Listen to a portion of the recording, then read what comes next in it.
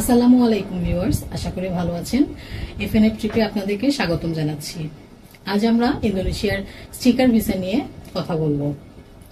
ইন্দোনেশিয়ার sticker visa পেতে আপনার কি কি ডকুমেন্ট লাগতে পারে তা সংক্ষেপে তুলে ধরার চেষ্টা করব।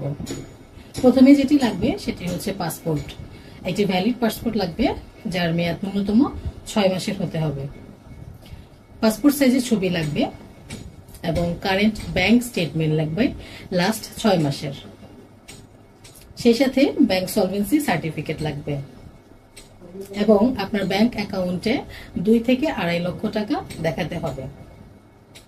আর পূর্বে যদি আপনার ট্রাভেল হিস্ট্রি থাকে তাহলে তা প্রোভাইড করতে হবে। আপনি যদি ব্যবসায়ী হয়ে থাকেন সেক্ষেত্রে আপনার ট্রেড লাইসেন্স ইংরেজিতে ট্রান্সলেট করা নোটারি কপি হতে হবে। যদি চাকরিজীবী হয়ে থাকেন সেই ক্ষেত্রে এনওসি লেটার লাগবে।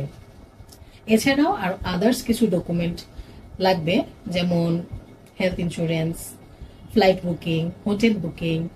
এই সমস্ত ডকুমেন্টগুলো আমরা আপনাকে সাপোর্ট করব।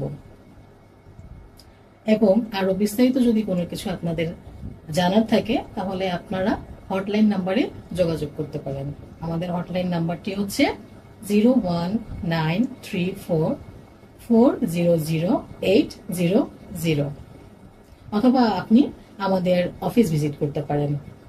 আমাদের অফিসের ঠিকানা হচ্ছে 83/B মালিবাগ, মৌচাক টাওয়ার, ঢাকা।